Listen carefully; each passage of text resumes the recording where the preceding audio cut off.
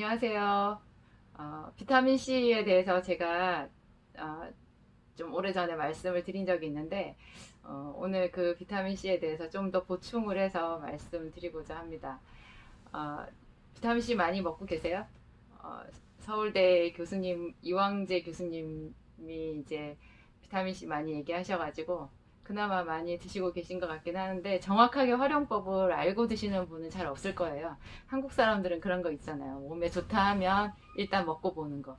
또 옆에서 지켜보는 어떤 분들은 무조건 또 그런 거 보고 경계만 하시면서 한 발 뛰는 것. 그러니까 극과 극인 것 같아요.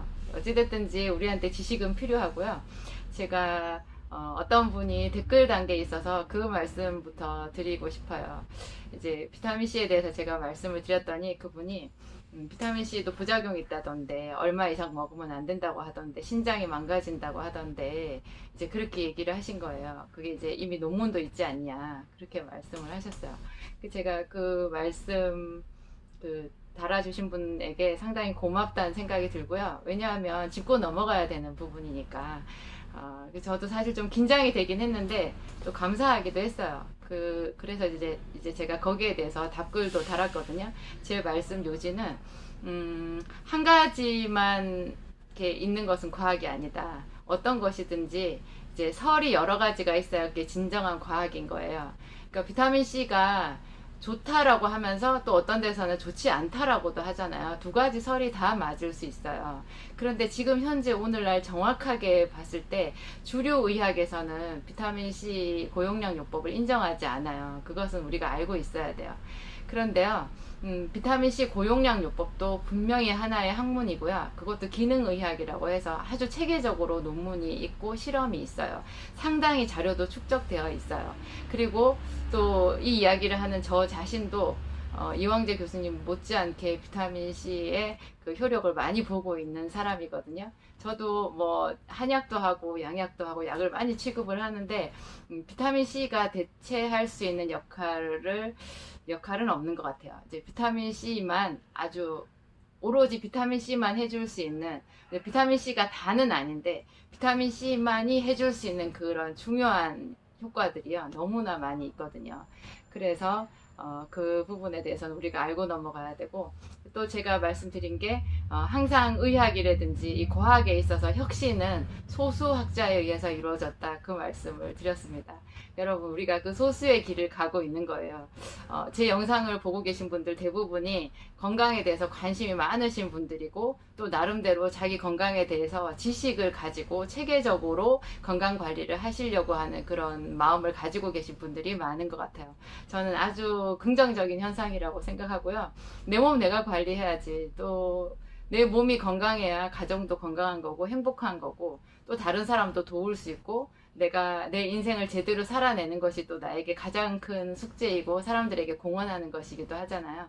그래서 알고 뭔가 하려고 하는 것. 의사 선생님이 다 해주겠지, 약사 선생님이 다 해주겠지, 뭐 누가 다 해주겠지 이렇게 생각하시지 않고 주체적으로 자기 건강 관리에 대해서 생각하시는 것, 아주 중요하고 바람직한 자세라고 생각합니다.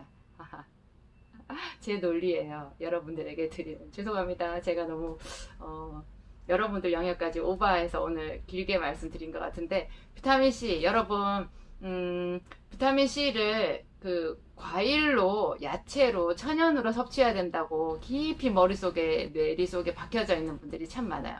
제가 오늘 주로 첫 번째 드릴 말씀, 비타민 C를 과일로 먹으면 어때요? 야채로 먹으면 어때요? 그게 더 좋지 않은가요? 하는 것에 대한 답이에요. 여러분, 과일은요 중요한 맹점이 있어요. 여러분, 과일집에 가서 과일을 고를 때 맛있는 거 고르시죠. 과일은 맛있죠. 맛있는 것은 어때요, 여러분? 배부르게 먹으면 안 돼요. 무엇이든지 맛있는 것은 오히려 더 적게 먹는 거예요. 그래서 우리가 아주 좀 값진 식당에 가면 어때요? 그 후식으로 과일이 조금 나와요. 조금 먹는 것이 맞아요. 그런데 그 과일로 내가 비타민C 또 다른 각종의 비타민을 이게 흡수한다, 그것으로 섭취한다 이렇게 생각하면 어떻게 돼요? 사람들이 보통 과일이 좋다 하면 뭐라고 말해요? 많이 드세요 그래요. 과일 많이 먹으면 여러분 뚱뚱해져요. 그게 당뇨 있는 분들이요 혈당 치솟아요. 놀라울 정도예요. 저도 깜짝 놀랐어요. 과일은 몸에 좋은 거 아니야? 좋은 거는 많이 먹어도 되잖아. 몸에 좋을 거 아니야. 그렇게 생각하는데 가차없이 혈당이 올라요. 과일 먹어서 오른 혈당은 다르지 않나? 아니에요, 여러분. 똑같아요. 과일 먹어서 여러분 콜레스테롤 수치도 올라가요. 그러면 야채는 어때요? 야채는 여러분 소화력이 떨어져요. 과일도 많이 먹으면 소화가 잘 안 되는데 야채는 특히 그래요. 야채는 또 먹을 수 있는 한정량이 딱 정해져 있어요.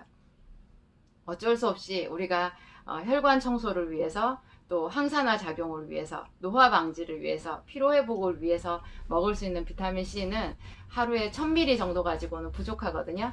최소한 1000ml짜리 저는 5개 이상 드시라고, 3개도 적다고 이렇게 말씀드리는데 그 용량을 과일이나 야채로 채울 수가 없어요. 그래서 알약으로 드시는 게 맞아요. 그리고 얼마나 다행인지 이 비타민 C가 세상에서 제일 싼 비타민이에요. 그거 만약에 뭐 한 알에 한 500원 이상 한다, 한 알에 1000원 이상 한다 이렇게 할 것 같으면 뭐 그래도 우리가 필요하다면 먹어야 되겠지만 좀 슬프죠. 그런데 비타민 C는 정말 싸요. 하루에 5개씩 7개씩 먹어도 몇백 원 안 나와요.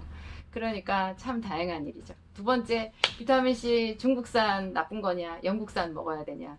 여러분, 중국산 요새 뭐 혈압약도 중국산 문제가 많긴 하는데 뭐 그런 건 다 차치하고요. 중국 사람들은 중국 내에서 중국산이지만 명품을 쓰는 거 아시죠? 중국산이라고 다 나쁘진 않아요. 그리고 미국 사람들도 중국산 비타민C를 먹는다는 거 여러분 참고로 기억하세요. 전 세계에서 비타민C를 만드는 나라가 2개 나라밖에 없다고 그래요.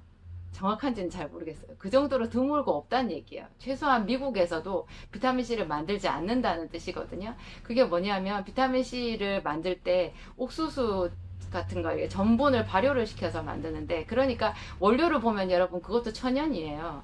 근데 그걸 발효를 시킬 때 너무너무 많은 공해 물질이 만들어지는데 그 공해 물질을 처리하는 비용이 높은 거예요. 중국은 어떻게 하겠어요? 처리를 안 해요. 그래서 오염이 심한 거죠. 그 대신에 비타민C 가격이 싼 거예요. 그래서 우리가 싼 가격으로 중국산 비타민C를 먹게 되는 건데, 그것 때문에 뭐 오염 물질이 우리나라 대기로 날아오느니 하는 것은 차치하고요. 그런 이유로 해서 영국산 비타민을 먹어야 되는 것은 아니라는 거죠. 영국산 비타민C 먹는다면 좋은 건 먹는다고 하고 먹잖아요. 그 부분에 대해서는 여러분들 각자 생각에 제가 맡겨드리겠습니다. 어떻게 해야 되는지. 비타민C 여러분 많이 드세요. 그것을 많이 먹게 되면 출혈 경향을 낮춰요. 그 혈액순환에 좋다고 여러분 아스피린 드시죠? 아스피린이 혈전을 방지하잖아요. 혈전이라는 게 이제 피의 덩어리고 피딱지인데 그게 이제 없어지게 되니까 피가 잘 돈다, 이제 그렇게 주장을 하게 되는 거죠. 저는 근데 아스피린에 대해서 너무너무 많이 우려하는 사람 중에 하나예요. 왜냐하면 아스피린이 혈전 생성을 막아버리면서요, 이게 출혈 경향이 생기거든요. 그래서 사람들은 이제 그 출혈 경향을 알고 있긴 알고 있는데 뭐라고 알고 계시냐, 치과 가서 이빨을 빼기 전에는 꼭 아스피린을 한 며칠 전부터 먹지 않으면 된다, 뭐 그 정도만 알고 계세요. 수술하기 전에 한 일주일 전부터 3일 전부터 비타민, 그러니까 그 아스피린 안 먹으면 된다, 이렇게만 알고 계신데 그 정도가 아니에요, 여러분. 이게 출혈 경향이라는 얘기가요, 혈관벽이 약해진다는 얘기랑 같은 소리라고 들으시면 돼요. 놀라운 일이에요. 혈관벽이 약해지면 어떻게 해요? 내 혈관벽이 약해지면 어떻게 돼요? 글로 피가 새면 어떻게 돼요? 여러분 상상에 맡길게요. 이게 심장 혈관이 약해지면 어떻게 돼요? 여러분, 우리 온몸 구석구석에 있는 혈관이 약해져서 그곳에 보이지 않는 내장기관에 이 혈관이 약해지면 어떻게 되겠어요?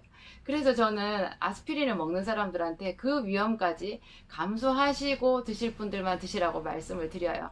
그리고 이제 출혈 경향이 더 많이 생기는 것은 또 사람 따라 다르겠죠. 같은 아스피린을 먹어도 어떤 사람은 출혈 경향을 잘 못 느끼실 수 있고요. 어떤 분은 유달리 출혈 경향이 심해요. 그래서 잇몸으로도 그냥 피가 나오는 분들 제가 봤거든요. 여러분 자신의 몸을 잘 체크하시고 내가 혈액순환 목적으로 아스피린을 먹어도 되는지 안 되는지 스스로 판단해 보시기 바랍니다. 비타민C가 한 가지 제가 말씀드리는 것은 이런 출혈 경향을 방지하는 데 상당히 도움이 돼요. 왜냐하면 혈관벽을 튼튼하게 하거든요. 그리고 혈관 속을 깨끗하게 해줘요. 여러분, 비타민C를 하루에 5000ml 이상 한 1년 넘게 드시고요. 병원에 가서 경동맥 검사 한번 해보시기 바랍니다. 칼슘 침착 수치요? 그게 뭐예요? 혈관벽이 얼마나 두꺼워졌는가, 동맥경화에 가까운가 하는 수치가 현저하게 낮게 나와요. 그 이상 혈관 건강에 확실한 증거가 어디에 있겠어요? 여러분, 오늘도 제 얘기 들어주셔서 감사합니다.